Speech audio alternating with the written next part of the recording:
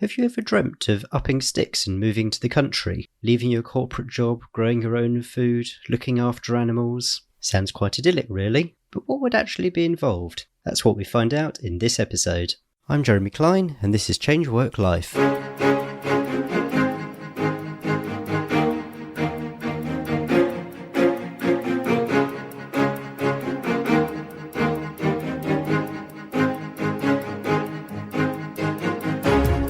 Hello and welcome to the Change Work Life podcast, where we're all about beating the Sunday evening blues and enjoying Mondays again. Now, a change of career is one thing, but what about a complete change of lifestyle? What about, for example, moving to the country? Well, my guest this week did exactly that when she moved out of the big city to the country in 2002. Now, Deborah Niemann is a blogger at thriftyhomesteader.com, and she's become an authority on keeping goats, to the extent that she even has a podcast called For the Love of Goats, and a book, Raising Goats Naturally, The Complete Guide to Milk, Meat and More. Deborah, welcome to the podcast. Thank you. I'm very excited to be here. This is one of my favorite topics.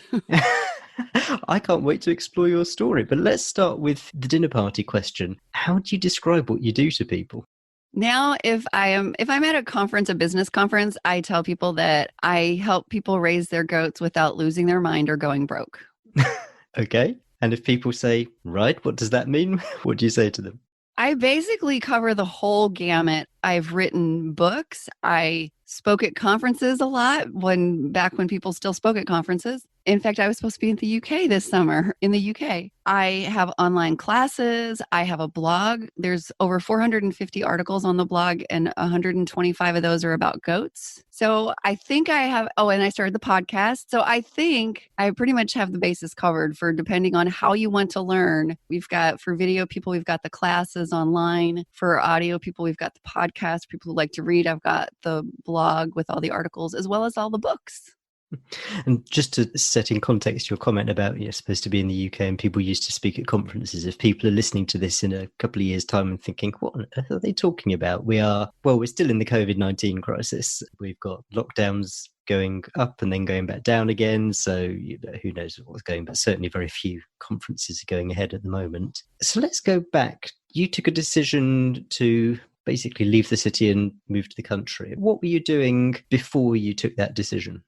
The last job that I had, I was actually a newspaper reporter, and I covered city council meetings and school board meetings and fun stuff like that in the suburbs of Chicago. And we wanted to move to the country mostly so we could grow our own food organically, because back then it wasn't in the grocery stores yet. You still had to go to a health food store and it was more expensive. And I found a farm where I could buy eggs right from the farmer, but it was really challenging. And so we just felt like if we want to have our own organic food, if we really want to eat an organic diet, we're just going to have to grow it ourselves.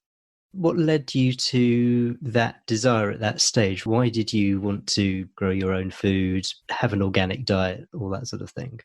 Well, it all started when I got pregnant with my first child. I had never heard anyone talk about the connection between your diet and your health. And I had grown up a very sickly child. And I was sick all the time. My mother was always taking me to the doctor. And I remember her asking him one time, can't we do anything to keep her from getting sick? And he said, no, she's just a sickly kid. Some kids are just sickly. And so I grew up this terrible self-esteem thinking I'm just a sickly kid and there's nothing we can do about it. And then when I got pregnant with my first child, I started reading books about pregnancy and childbirth. And every single one of them talked about how your diet affects your health. And I was very surprised by that, but I thought I had nothing to lose. Like, this seems simple enough, right? So I started reading labels, and I was absolutely shocked and horrified and angry to discover that there were no blueberries in my blueberry muffins. And so I started cooking from scratch and making blueberry muffins from scratch. And blueberry muffins are a far cry from health food, but it's definitely better to eat real blueberries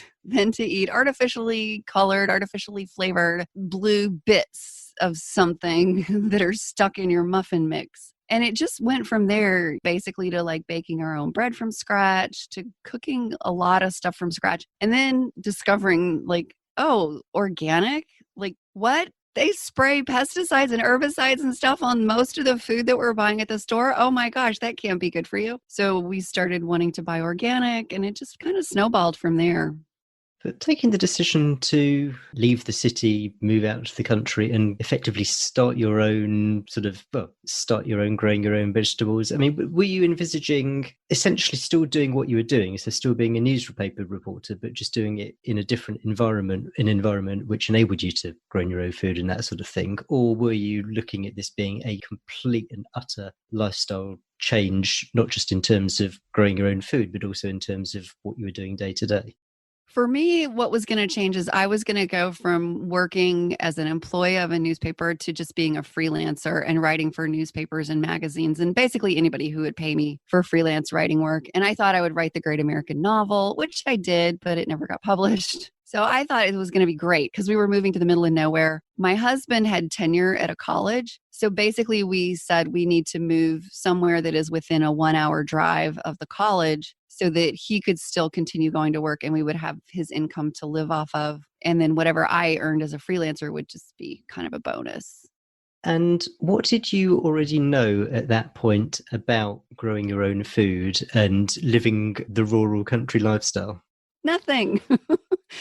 It was pretty funny. When I was growing up, even though we ate really badly, my parents did have a garden, but I did not help with it at all. In fact, I think the only thing I ever ate that came out of there was green beans. I just did not like most vegetables at all. We started growing our own food, and the started growing our own food thing actually started a little earlier. We tried gardening in the suburbs, and the first garden was hilarious because I thought you basically just plant seeds and come back a couple months later and harvest dinner. And it was not like that at all because weeds took over. And so not only there was nothing to amend the soil to fertilize it or give the plants any additional nutrients. This was a suburban backyard that had been growing grass. And so the garden was a complete dismal failure. And the only thing that was actually harvested out of there was a handful of green beans that were so stringy. It was like flossing your teeth to try to eat them. We actually gave up for a few years after that.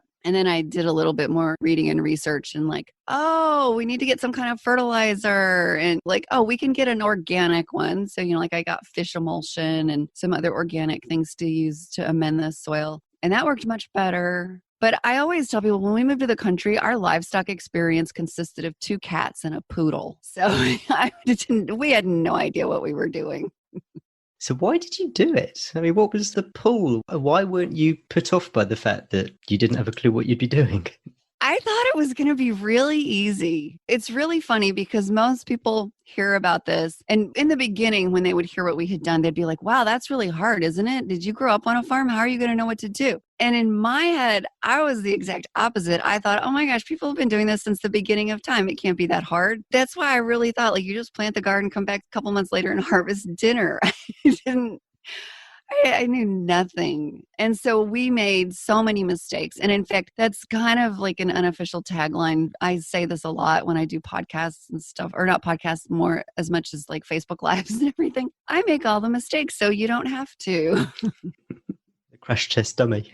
Yeah. And I think that it's exactly, I am a crash test dummy. But people have told me when they read my books that they really like that I include all of our mistakes, because it makes it feel like they can do it. Because very, very few people are living a lifestyle like this. And there are a lot of people who live in the city who have a corporate job or something, and they would like to get out of the rat race and move to the country. And so many people have said to me, wow, you're living my dream, but I didn't grow up on a farm. How do you learn to do this? And it's well, you read books. And I think one of the strengths of my books is that I do talk about the mistakes I made. When I got started, the books were all written by people who had been doing this forever. They did grow up on a farm. So they left out a lot of really important stuff. A lot of times they would just state the facts, you do this, and they didn't explain why. I'm really big on explaining why, because if you don't know why, A, you may just try to go do it the wrong way anyway, because you don't know what a bad mistake that is. And B, if you don't understand why, then you're not going to understand what appears to be all of the contradictory information that you find on the internet about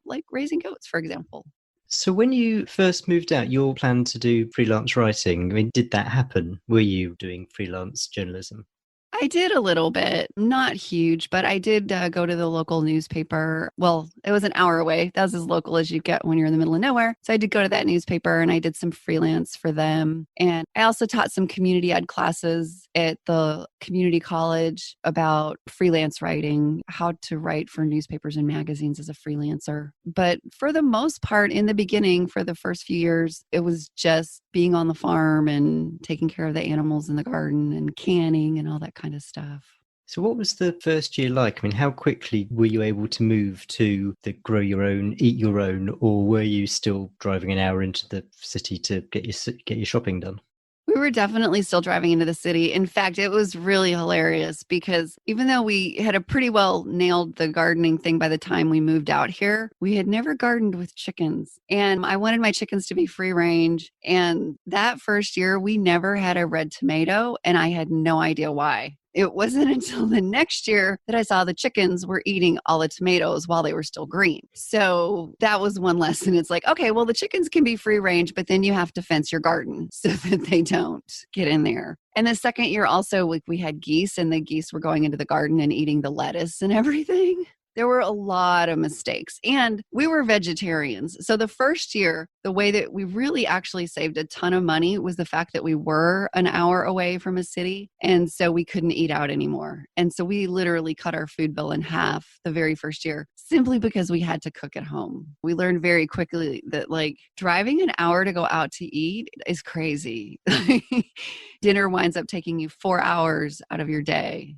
When you first moved out, I mean, was your plan to be entirely self-sufficient, or was it to just be sort of self-sufficient in some areas, but otherwise it would be going to the grocery store and that kind of thing?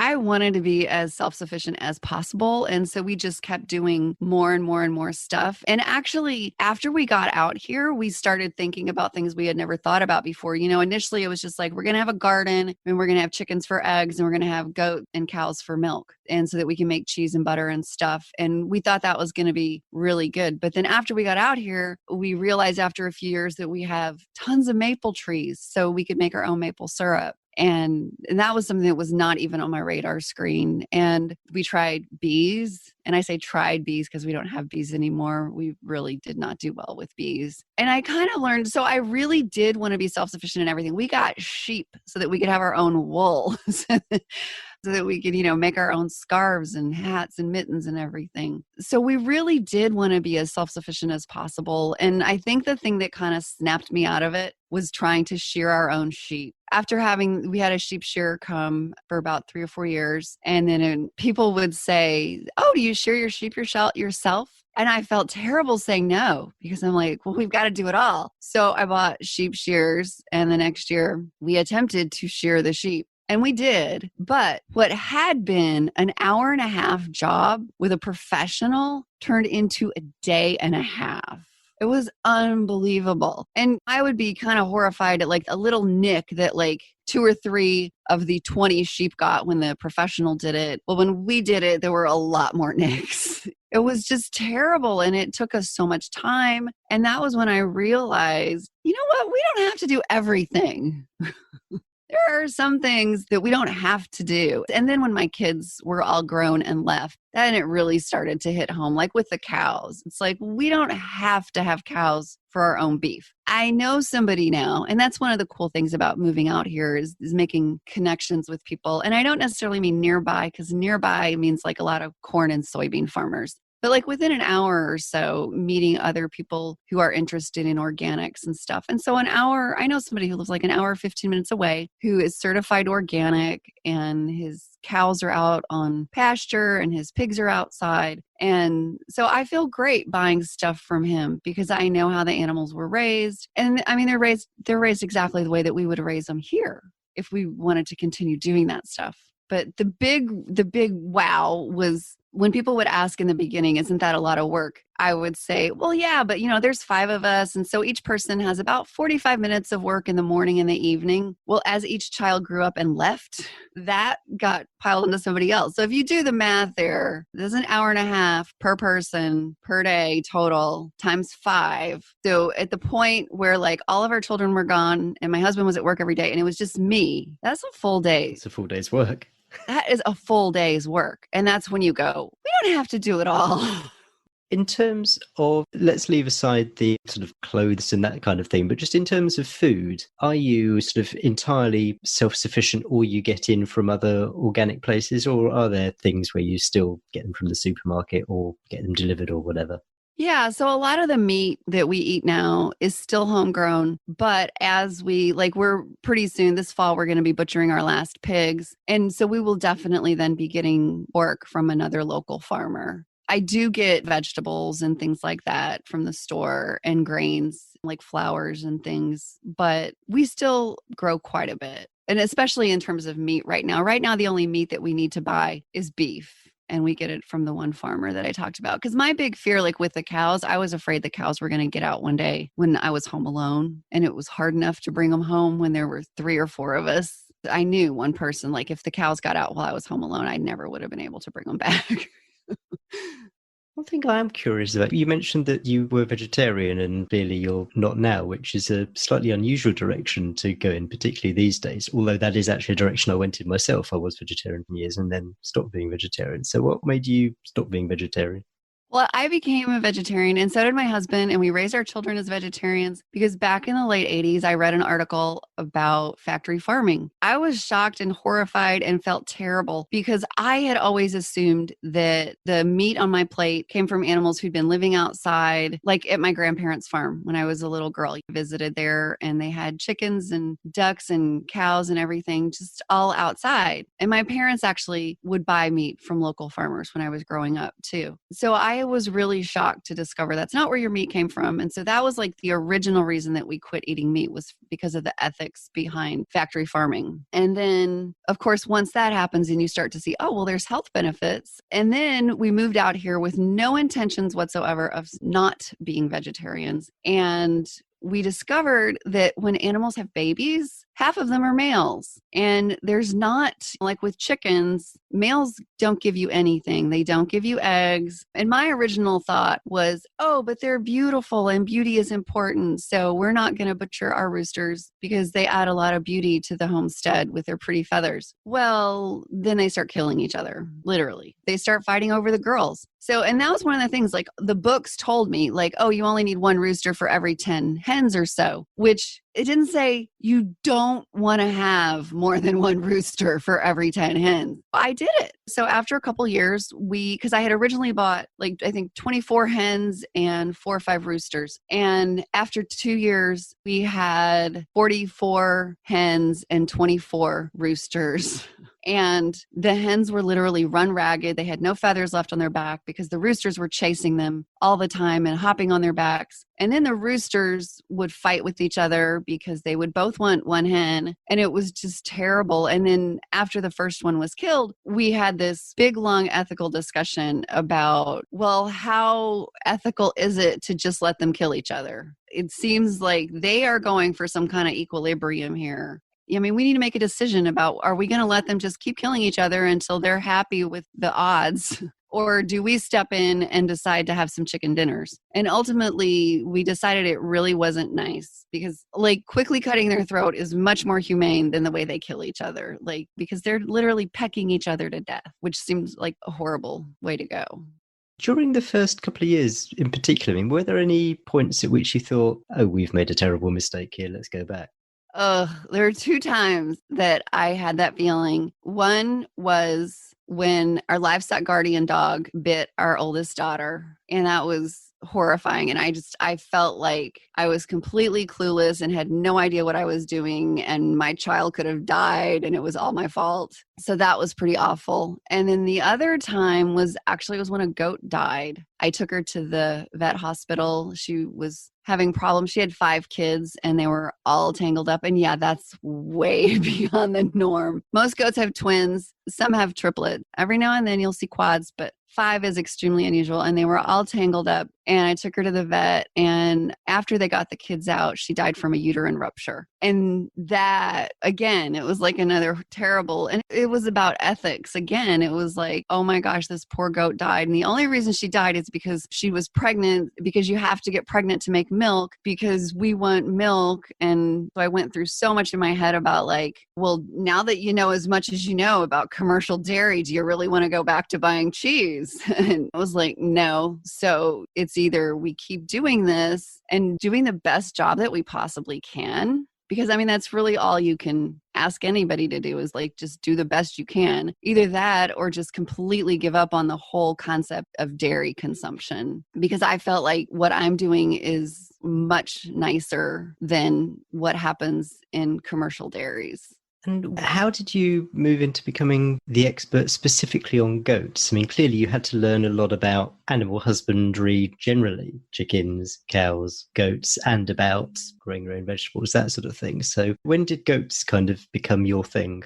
Raising most animals really is easy. As long as you know, like, you can't have too many roosters. Chickens and all, like, animals that are raised outside in a natural environment are extremely healthy. They don't have health problems. I think we had chickens for like 14 or 15 years before I could have listed more than 5 that died not for someone's dinner. So about like once every 3 years, a chicken would just die of natural causes. And we had 50 to 80 chickens all the time. So that's really healthy. But with the goats, they actually had a lot of health problems. And I realized it was ultimately, through a lot of research, I discovered it was because they were deficient in copper, that was a really big part of the problem. And so I had goats not getting pregnant, not staying pregnant. They would miscarry with little kids that were so tiny that there was no way they could survive. And the vets were just clueless. Like, they had no idea why they were dying. One of my daughters, who was 16 at the time, and I started doing a lot of reading and like looking at scientific research and found that copper deficiency can be a problem with goats. And that was what it was. We also had problems with like dewormer resistance, meaning that the dewormers didn't work.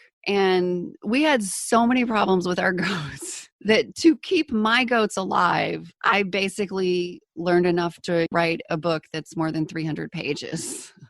So going on from that, so you become the expert in terms of needing to keep your own goats alive. What made you decide that you had to get out there and start disseminating your knowledge and telling other people about it? It all started very naturally. Like, initially people would call me and say, hey, so-and-so told me that you make your own soap. Can you teach me to make soap or make cheese? And then when we would sell our goats, I would wind up spending an hour or two with everybody when they came to pick up a goat, because I would be teaching them how to trim hooves and how to do all these different things and telling them all this information about nutrition and everything. And so I decided that I should just start scheduling classes on my farm so that I don't go through the same information 20 times every summer. You know, when the people are picking up kids, I can go through it 2 or 3 times because I'll have a bunch of people here. So it just evolved like that. And, you know, when I would mention something on my Facebook page about having a goat class on the farm today, people would say, you need to have an online class. When are you going to put this online? And so people were asking for it, basically. And I felt like I learned all of this the hard way. There's no reason anybody else should have to go through everything I did. I did the research. I made the mistakes. Here you go. Were you aware of the online world at this stage, or was this all new and exciting as well? I had been online since 1993, and I actually learned a lot of what I learned from Yahoo groups back when Yahoo groups were a big thing in the early 2000s. But somehow the online course world was still in its infancy because I didn't know about online courses. In fact, I started teaching online for the University of Massachusetts initially. And then I heard about online courses that were just done by individuals. And that was when I said, oh, I should do this, because University of Massachusetts class is great and everything, but it is for credit. And so it's a university class. It's very expensive. And so the classes that I can teach just independently are a lot less. And most people don't need a college degree in agriculture. Most people just want to know, like, how do I take care of my goat? That's it. Was this a sort of just a means by which you could share your knowledge, or were you sort of consciously thinking, Ooh, online courses, passive income, business opportunities, that sort of thing? Or did that just kind of evolve out of that? I definitely thought about being able to make money from it because my idea, I had such a silly old fashioned idea, was that I'm going to have a blog and then I'll get discovered and get asked to write a book and make lots of money. And that would have been totally accurate if it was 1995, but it wasn't. It is not the way that it works now. I think pretty much everybody's in agreement that writing books is not the way to make money. It's a nice way to show that you have authority about something or to just provide a very low cost product for people and an easy way to share your knowledge, but you really don't make money with it. And it all worked very much like that for me up to the making money point. I started a blog in 2006, my Antiquity Oaks farm blog, and wrote in it faithfully. It was just a journal, like, this is what happened today. This goat gave birth. This is how it went. And then I got asked to speak at the Mother Earth News Fair, the very first Mother Earth News Fair, which was in Pennsylvania in 2010. And when I was speaking there, a woman came up to me and said, "Hi, my name is Heather Nicholas, and I'm with New Society Publishers, and I'd like to talk to you about writing a book." And I was already working on the third book before I realized this is not a good way to make money. You're going to work yourself to death writing books. Because I wrote a book a year initially, and you're not making much money. You could make, like, just don't even do the math for how many hours it took you to write this book, because you could have made more money at McDonald's. What happened to the freelance writing and reporting and that sort of thing? I mean, did you keep a hand in that, or did that just drift by the wayside?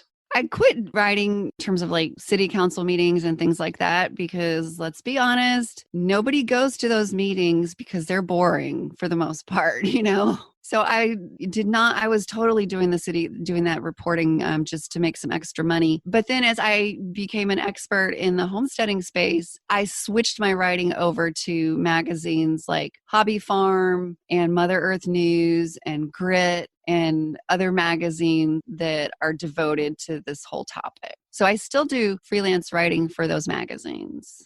So what would you say is the toughest thing about your journey? What's the sort of biggest challenge that you've had to overcome? And that could either be in the, moving out to the country and starting your own farmstead, or in the online space.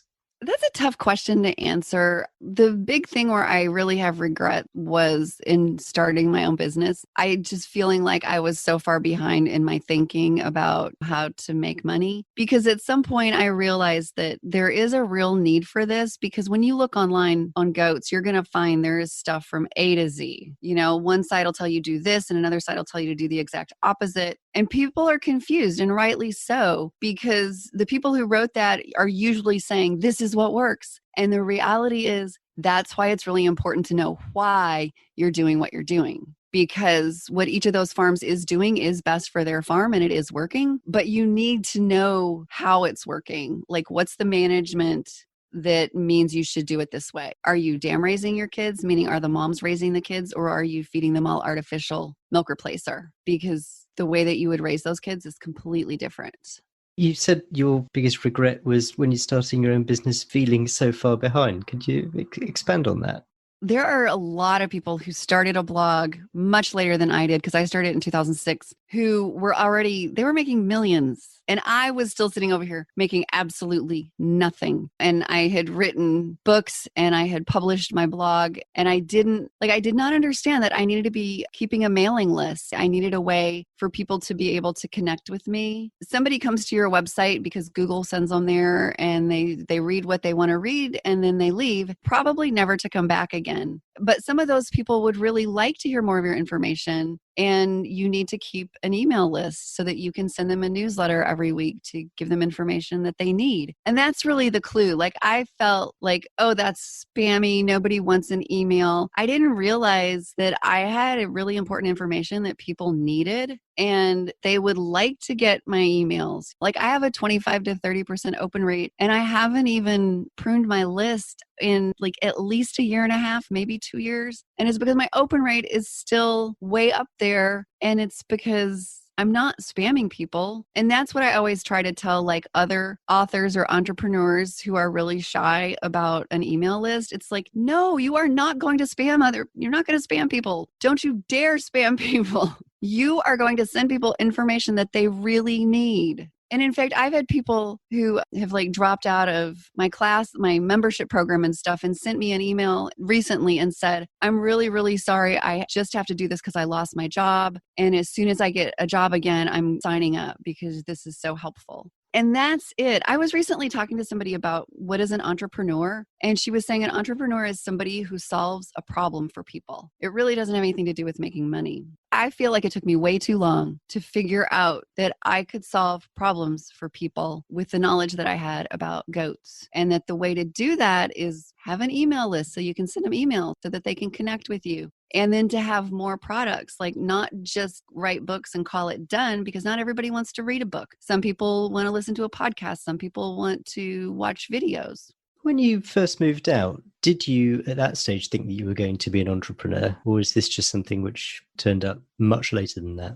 When we moved out here, because I was reading books and I did think we were possibly going to become entrepreneurs or business owners, but I thought it was going to be with the farm. I thought we are going to become these amazing organic farmers. We're going to sell this great organic meat from animals that spent their whole life out in the pasture with green grass and fresh air and sunshine. And as the farm got bigger and we still weren't making a whole lot of money, I started doing the math and discovered that we would have to raise something like 100 pigs every year to make enough money to survive, or an equally large number. Like we would have to have this many chickens to sell enough eggs. And I mean, when I started running the numbers, it was just like, holy cow, I don't want to have a farm that big. I don't want to have 100 piglets. If you were to go back and talk to your younger self, would you encourage them to start all this a bit earlier? Definitely. Yes. So many people say to me that they are planning to move to the country when they retire. And the first thing I would say is, if you think that I'm living your dream, then do it now. We moved out here when I was 39, and there is such a big difference between what I could do then and what I can do now. And that's just even in terms of like your ability to hurt yourself really increases as you age. I got a slip disc in my back 5 years ago. It was absolutely horrible. I was completely worthless. Like I couldn't even walk across the room without screaming. So it can happen to somebody who's young, but it's more likely to happen when you're older. And thank goodness I finally recovered from that. But definitely do it sooner rather than later if you're thinking of the farming aspect of it. But also even online, I think the marketplace online is not getting any less busy. There's so many, it's getting harder and harder to rank with Google. And I feel like I actually have it really easy because the marketplace for goat information is not crowded yet. But I know there are people out there, there are copycats. I've seen some because people email me like, hey, have you seen this person? She's got goat classes. So I know there's at least 2 other people out there who are offering classes about goats now. And there's a couple other people who've written books about goats also. So the sooner you get into something, especially if it's untapped, like goats was when I got into it, that's a really, really great opportunity. And in terms of the country lifestyle, I mean, people who are listening to this and thinking, oh yeah, I actually really do like the idea of buying a farm and moving out, but I wouldn't even have the first clue where to start. What's a good first step that people can take in order to look into this? Well, first of all, think about, what is your goal? Is your goal to be just to feed yourself? Do you just want to be able to have more organic food? Or do you want to make a living with it? And then if you think you want to make a living with it, do the math before you even buy anything and see, well, how many, what do you want to do? If you want to have a cheese making operation or sell gelato or something, do the math in that and say, okay, how many goats am I going to have to milk every day to reach this business goal? And then ask yourself, do I want to milk that many goats every day? Because that's why we don't have a dairy. Milking more than 10 goats a day is a lot. And we actually were milking as many as 22 one time. And so when I hear people talk about milking 100 goats a day, I'm just like, and granted, they have a big commercial setup where they're milking like 8 at once, but still, that is a lot of work. And I just interviewed somebody on my podcast who has a gelato dairy, and he talked about what he did not expect to spend so much time washing up between the milking and the making gelato and stuff. He's like, you wouldn't believe how much money you spend on cleaning supplies. So that's another thing too, is that if you want to do something commercial, is to go visit places, because I thought I wanted to have a commercial cheese making operation. Everybody would eat my cheese and go, oh my gosh, you should be selling this. This is so good. And thankfully, I did to go visit some cheese making operations, some on-farm cheese making places. And after talking to them, I decided I really didn't want to do it. Do you have any resources which have helped you or which you can recommend to others, people who are either interested in sort of the moving out to the country or the online business or anything in between, business generally, that you can suggest? Oh my gosh, my list of resources is a mile long.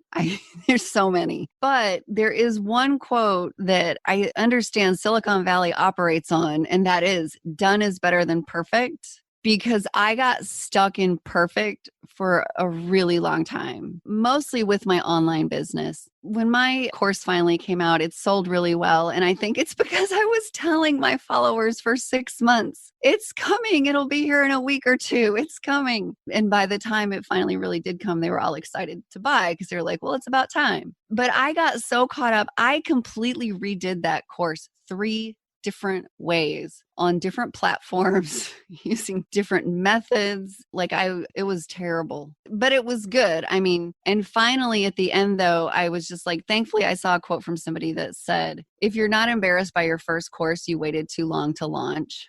And I was like, okay, fine. I'm just going to launch. And I did. And so even now, so sometimes I have to remind myself, done is better than perfect. Like, it's not going to be perfect. And just think that's why we have to update our computers constantly. Yeah, I mean, I guess you can kind of update Kindle versions, and I've seen people do that. But if people have got the hard copy, then yeah, that's kind of it. It works. That idea works. And that's the beauty of one of the things I love about courses rather than books is that I can update a course anytime. If I think that my people need an extra bit of information, I can go add it. Whereas the book, there's 5,000 of them that have been printed.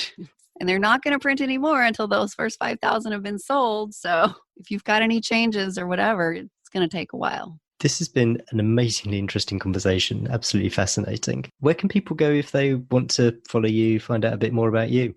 Pretty much, if you just look for Thrifty Homesteader online, you will find me. I'm at thriftyhomesteader.com. And I'm also on Facebook, Instagram, and Pinterest, all at Thrifty Homesteader also. I will link to all that in the show notes. Deborah, thank you so much for your time. I've thoroughly enjoyed our conversation. Thank you for coming on the podcast. Oh, great. Thank you. It was fun chatting about it.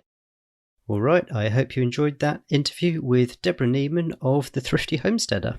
It fascinated me the way that Deborah has combined this sort of rural, idyllic, quite difficult lifestyle of looking after animals and growing her own fruit and vegetables and all that sort of thing with an online business. So she's helping people do the same as her. She's offering courses, she's writing books, she's running classes, that sort of thing. It's really interesting how she's kind of combining these two, on the face of it, very different lifestyles. I also really like the fact that she'd identified that one of her unique selling propositions was that she didn't just tell you what to do, but she told you why to do it. So that if you were scratching your head thinking, well, that doesn't make sense, I'm going to try something different, then she would actually explain why it was that she recommended doing things a particular way. And I can see how a lot of people would benefit from that approach. It was also clear that whilst Deborah had thought about entrepreneurship, but in the context of selling her own produce, she had kind of fallen into the kind of business that she now offers. And again, that was because she'd realised that she was able to solve people's problems. And as she said, an entrepreneur is someone who solves other people's problems. There's links to where you can find Deborah and the other things we talked about in the show notes for this episode, which are at changeworklife.com/58.